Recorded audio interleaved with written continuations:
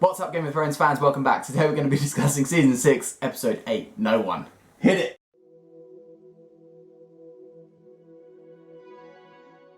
Alright, we can't do this. Okay, stop. Stop. So, we're back. Let's start with you, Chels. What did you think of this episode? Oh, I don't know. I was a little unsatisfied. I fuck? always want more. I feel like Game of Thrones should be like a film that's like 4 years long. You know when you watch like Orange is the New Black and it's on Netflix and you can just binge watch the whole things, but like obviously you get one a week and it's like, oh man, it's like a drug, you know, you just want more. We open the episode back at the play. They're selling Lady Crane as sort of like this motherly role to Arya, you know, she finds her in the cupboard. You know, she gives her medicine which miraculously heals her stab wounds. I think this is just them trying to build, like she's a good character, you know, just so that when she ends up getting killed by the Wave, you feel really bad. You mentioned when we were watching it the first time that she reminded you of Catelyn. Yeah. The Hound and... This is what she does. So yeah, nice to see Arya getting mothered a bit. She mentions that she might go west of Westeros. And we're back in the Riverlands. We mentioned last week how the Brotherhood Without Banners were going around, you know, executing people. It was a bit weird because that's not what they were about. It turns out that these guys are just 3 rogue members of the Brotherhood Without Banners, and the Hound is back to being the Hound and ceremoniously executes all of them. Oh, right in the dick. Yeah, this episode's actually full of jokes. And there's a certain charm that the Hound brings to any scene. Even when he's chopping people to bits, it's still kind of fun. Him up the dick and... Yeah, literally chopping his bits. We're in Marine, and Varys is off to... we don't know where. He always seems to disappear. He's kind of like Gandalf. The only area that I think he can go to that makes sense is Dawn, because now the area is run by women. What, women a week? No. They'll follow Daenerys. Yeah, they'll happily follow Daenerys. Hashtag not sexist or anything. As well, Dawn haven't really sided with anybody, and they hate the Lannisters. Daenerys is trying to push the Lannisters out of King's Landing, so I think that maybe that's where his logic is. Lovely death issue out this year. Sometimes Like, I'm just trying to think about stuff and be really cool and edgy, you know? okay. Oh, you got rings on. Yeah. King's Landing! The I Choose Violence scene that everybody's been waiting for, and there wasn't that much violence. No. I think there's a lot of false starts in this episode as well, and that's why I was like, come on. Come on, we want it, we want it! I think it's coming, isn't it? The violence is coming, and they keep teasing at it, you know? It's a demonstration of power, isn't it, between Cersei and the High Sparrow. Lancel says the High Sparrow wants you, and this is Cersei's way of saying, you tell the High Sparrow to come to me. You know, I'm not down, I'm not out yet. Put your hands in the air like you just don't care. Well. Sorry, lady. River Run. River Run. It's the first scene that we've had between Jaime and Brienne since season 4. Are you for the Brienne-Jaime romance? No, it would never work anyway, but I wouldn't mind a little cheeky kiss. I think Brienne represents the good in Jaime, and Cersei represents the bad in Jaime. Do you know what I mean? Yeah, alright. Now that one, didn't you? I wonder if they'll cross paths again. She tries to give him the sword back, and he says it's yours. I liked that. She was the one who has kept all these oaths. So I think it belongs in her arms, and I'm glad about that. So the Blackfish refuses to help Sansa. What's with this dude? The words of House Tully are family, duty, honour. A lot of people have brought this up. And what's the first in that? Family. Yeah. I think they just want us to realise that the Starks are fucked in the battle next episode. Basically. We're back in King's Landing, and Cersei strolls through the Red Keep, and Kevan, our boy Kevan Lannister, tells her to sit in the gallery. Get up in the gallery, you bitch. It's not like my dad. Ow! And then Tommen says what we all knew he was going to say, that trial by combat is not allowed. You know, denied. Why? It would have been so stupid for the Faith to say, yeah, sure, trial by combat, when obviously the Mountain is undefeatable. It just gets people's heads against the wall. You can't beat this guy. I am going to kill you for that. Okay. We still don't know exactly what she's on trial for. The fact that she fornicated with Lancel. Yeah. Nothing to do with Jaime.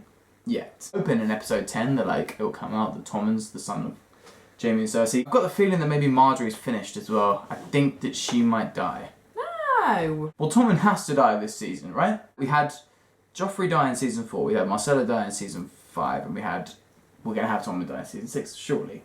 I think how will Tommen he will die? How will he die? In like a battle or something? There's this rumour It's flying around, I don't know if you've heard. that there's a load of wildfire. That's what we think Carbon's talking about. There's a load of wildfire below the keep. And this is, you know, Cersei's at a desperate stage now. This is her only option left. is to kind of blow shit up, really. Maybe she will blow up the Sept and, like, kill Margery, maybe accidentally, and Loras, and then Tommen kills himself. Yeah. This is my favourite scene. The joking scene in Marine. I saw some people say it was cringe, but this was not cringe. For me, it was fucking hilarious. It made me laugh out loud. It literally made me laugh out loud. And I've never laughed out loud to Game of Thrones before. They were making Missandei out to like smile for once, and her and Grey Worm sort of laughing and joking. They're so dead. So dead. I feel like she's just too important. The joke fest is broken up with the Masters sailing into the Bay of Marine. I thought initially it was the Greyjoys. Yeah, that's what I thought. That's why I said she's not there. But then I looked at the flag and it's like, you know, it's the harpy thing. But she's fine because she brought the dragon and all the dragons are going to take out loads of people. So just like, get on my back, we'll fly. We'll come back for more, get on my back, we'll fly. It is a bit of a get out of jail free card, isn't it, to have 3 dragons? She's the most powerful woman in the world. She is Hillary Clinton. I don't know what the fuck I'm on about. This is the scene you're talking about with Edmure and Jaime. All of Jaime's character development, you know, the good side that you see in him when he's with Brienne, goes down the fucking shitter. He's horrible. He talks about catapulting a baby, doesn't he? He does. He threatens Edmure with the death of his child. And it's really frustrating, isn't it? Cersei's such a mad thing, and he's still so obsessed with her. And it's her sister. His sister. It's fucked up. It's fucked up on many levels. It was good negotiating from Jaime because then he sends Edmure in. The Lannisters have now retaken Riverrun. What did you think about the Blackfish bottling it again the second time? I don't understand. Come on, anyone who lived in these times, like their room, would rather die. Yeah. All the Tully forces are run by Edmure. They'll do what Edmure says. So he can't exactly help. How much help could he be? You know, he said it to Brienne. You'd be much better than I would be. What a shot of Marine we get here under siege. That was fucking awesome. I'm so glad that they showed that. It's a nice contrast, you know, ice and fire. Battle the Bastards is going to be in ice and this is the wildfire. It was really cinematically pleasurable. I'm losing my mind! Knock, knock, knock. There's a big bang on the top of the pyramid. I had no idea that Daenerys was going to walk through the door. No. She's kind of got that... I'm fucked off, eh? Okay, so we're back in the Riverlands and the Hound finds the real Brotherhood Without Banners. This is when we find out that the other guys were just guys who'd gone rogue and were killing people for no fucking reason, apparently. And I was so fucking sure that we were going to see Lady Stoneheart. I was like, they've been name dropping the shit out of Catelyn all episode. This is it. It's going to be her. It's going to be her right here. And I was like, oh, they really aren't doing her. It's over, guys. The dream's dead. The dream's dead! Give it up, you fucking losers.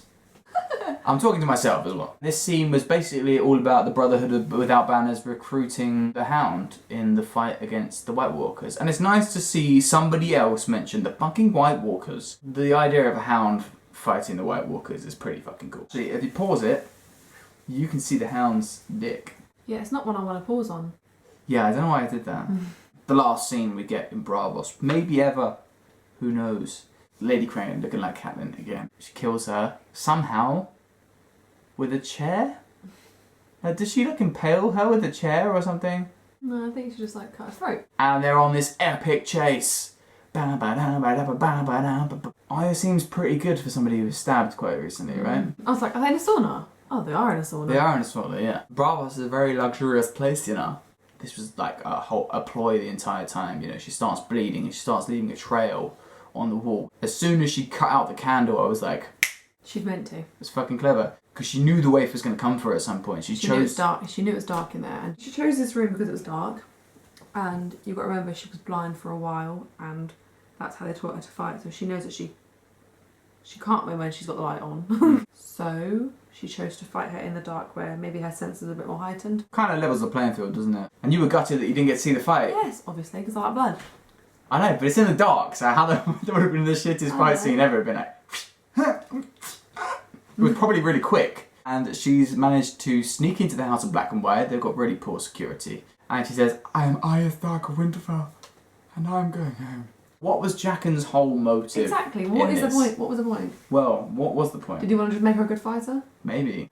So, overall ratings for this week's episode. Oh, we're doing ratings now. We haven't done 2 ratings. Let's do a rating. I'm going to say 7.5. That's the lowest rating you've given a Game of Thrones episode ever. I'm going to agree. I'm going to give this one a 7.5. I think this one and number 1 are probably the lowest ebbs of the Game of Thrones flow. I'm not complaining about it. It's not my favourite. I think any Game of Thrones episode beats anything else on TV anyway. Exactly. It was still beat anything else I watch. Jon Snow versus Ramsay next week. Shall I give my predictions of who's gonna die? I reckon Rickon's dead. I'm gonna agree. I say Rickon's dead. I think Ramsay gets away with it. I think it would be too easy for Ramsay to die. If we're gonna lose anyone, I think it'll be Davos. Go for your death predictions. I don't know. My death predictions for season 10. Okay. For episode 10. Episode 10. Yeah. Grey Worm. I think just Grey Worm. The High Sparrow will probably die. Tommen will probably die. And Loras. I don't think Margery will die. I'm gonna go for Cersei decides to blow up the Sept. She does so with Margery in it. Margery dies and Tommen kills himself. I reckon the flames burning the Sept will be like the last shot of the show. It'll go black and then I think it will open up again in the north with Bran going underneath the wall, and then the last shot of the season will be the Night's King standing face to face with the wall with his massive army, and he'll just put his finger in the wall like that and it will crack and fall. Boom. I want everyone to get married, have babies and live happily ever after. I think you should keep an eye out for our episode 9 reaction video. I think there's going to be some fun reactions from you. Why? What's gonna happen? Thanks very much guys. Like, comment, subscribe, and until next time, peace.